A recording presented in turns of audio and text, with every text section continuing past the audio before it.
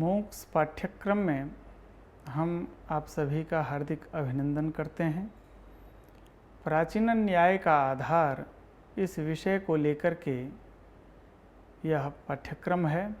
प्राचीन न्याय का आधार इस विषय में आज के पाठ्यांश में हम संख्या, परिमाण, पृथक्त्व, संयोग और विभाग इन गुणों की चर्चा करेंगे। न्याय दर्शन में गुण 24 होते हैं। रूप, रस, गंध, स्पर्श, संख्या, परिमाण, पृथक्त्व, संयोग, विभाग, परत्व, अपरत्व, गुरुत्व, द्रवत्व, स्नेह, शब्द, बुद्धि, सुख, दुख, इच्छा, द्वेष, प्रयत्न, धर्म, अधर्म और संस्कार। ये 24 प्रकार के गुण माने गए हैं। इन गुणों को हम दो भाग में बांटेंगे। एक तो सामान्य गुण है और दूसरा विशेष गुण है। इन दो भागों में विभक्त जो गुण हैं उनमें सामान्य गुण कौन हैं, इनकी चर्चा हो रही है। सामान्य गुण में संख्यादिरपरत्वान्तो द्रवो सांसिधिकस्तथा गुरुत्ववेगौ सामान्य गुणा एते प्रकीर्तिता। संख्या से लेकर के अपरत्व पर्यंत अर्थात संख्या, परिमाण, पृथक्त्व, संयोग, विभाग, परत्व और अपरत्व, ये हुआ संख्यादिरपरत्वान्तः। द्रवः असांसिधिकस्तथा। द्रवत्व दो प्रकार का होता है, एक सांसिधिक द्रवत्व और दूसरा नैमित्तिक द्रवत्व। जो नैमित्तिक द्रवत्व है उसी को कारिका में असांसिधिक द्रवत्व कहा गया है। अर्थात सांसिधिक द्रवत्व से भिन्न जो द्रवत्व है वही कहा गया है असांसिधिक द्रवत्व अर्थात नैमित्तिक द्रवत्व। यह सामान्य गुण है। इसके अलावा गुरुत्व, वेग, ये सामान्य गुणों की श्रेणी में आते हैं। एतावता कारिका में जो कहा गया है संख्यादिरपरत्वान्तो द्रवो सांसिधिकस्तथा गुरुत्ववेगौ सामान्य गुणा एते प्रकीर्तिताः, ये सामान्य गुण हैं। इन सामान्य गुणों का एक साधर्म्य होता है। साधर्म्य की चर्चा पहले भी हुई है। अभी आपके स्मरण कराने हेतु पुनः उसका अभ्यास कराते हैं। समानो धर्मो येषां ते सधर्माणः तेषां भावः साधर्म्यम्। जो समान धर्म वाले हों, जो समान रूप से सभी में रहता हो, वही साधर्म्य कहलाता है। वह समान रूप से गुणों में रहने वाला कौन ऐसा धर्म है जिसको यहाँ साधर्म्य शब्द से कहा गया है, उसकी चर्चा हो रही है। संख्यादिरपरत्वान्तो द्रवत्वं स्नेह एव च एते तु द्विन्द्रियग्राह्याः। द्विन्द्रिय ग्राह्य का मतलब ये होता है जिन गुणों को हम दो इंद्रियों से ग्रहण कर सकते हैं वे गुण द्विन्द्रिय ग्राह्य गुण कहलाते हैं। इनमें संख्या, परिमाण, पृथक्त्व, संयोग, विभाग, परत्व, अपरत्व, द्रवत्व और स्नेह,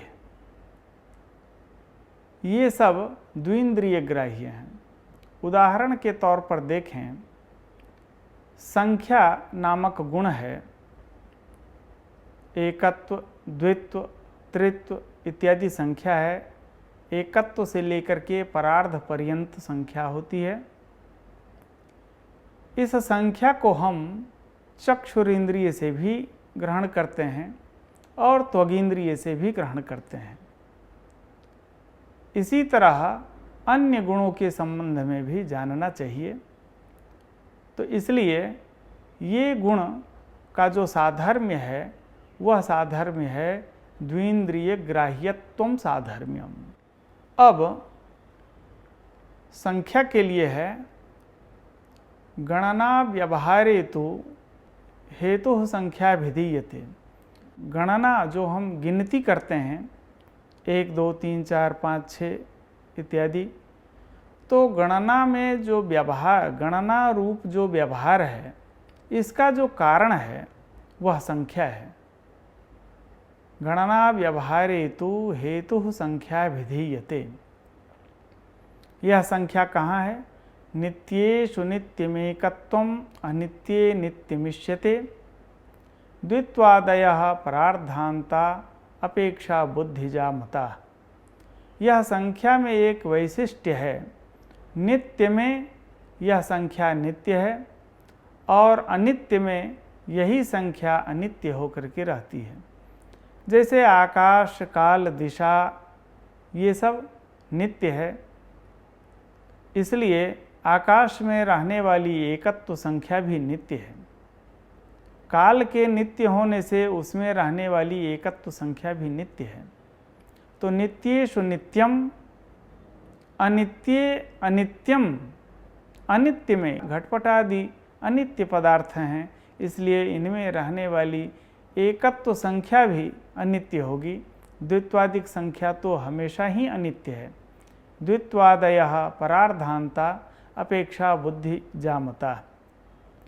और द्वित्व से लेकर के परार्ध पर्यंत जो संख्या है, ये संख्या अपेक्षा बुद्धि से उत्पन्न होती है। अपेक्षा बुद्धि हम किसे कहते हैं? अयम एकः इमौ द्वौ, दो एक एक मिल करके द्वित्व की उत्पत्ति होती है। इसी तरह अनेक एक मिल करके त्रित्व, चतुष्टव इन संख्याओं की उत्पत्ति होती है। अनेकाश्रय पर्याप्ता एति तु परिकीर्तिता, अनेक आश्रय में रहने वाली होती है। अब देखें संख्या का जो लक्षण किया गया है, एकत्वादि व्यवहार हेतु संख्या नवद्रव्य वृत्ति ही, कहीं कहीं ग्रंथ में सर्वद्रव्य वृत्ति भी लिखा हुआ है। अर्थात यह संख्या अनेक आश्रय में रहने वाली है और पर्याप्ति संबंध से रहती है। अपेक्षा बुद्धि नाशाच्च नाशस्तेषां निरूपिता। यदि अपेक्षा बुद्धि का नाश हो जाए तो इस संख्या का भी नाश हो जाता है। इसके बाद परिमाण का भी यही क्रम है। परिमाणम भवेन मानव व्यवहारस्य कारणम। मानव व्यवहार अर्थात नापने रूप जो व्यवहार किया जाता है, इस व्यवहार का कारण परिमाण है। यह परिमाण 4 प्रकार के बतलाए गए हैं: अणु, महत्, दीर्घ और ह्रस्व। हम व्यवहार करते हैं अयम अणु, यह छोटा है। अयम महत्, अयम महान, यह बड़ा है। अयम ह्रस्वः, यह छोटा है। और अयम दीर्घः, यह जो व्यवहार होता है, इस व्यवहार का कारण केवल परिमाण है। यह परिमाण भी नवद्रव्य वृत्ति है।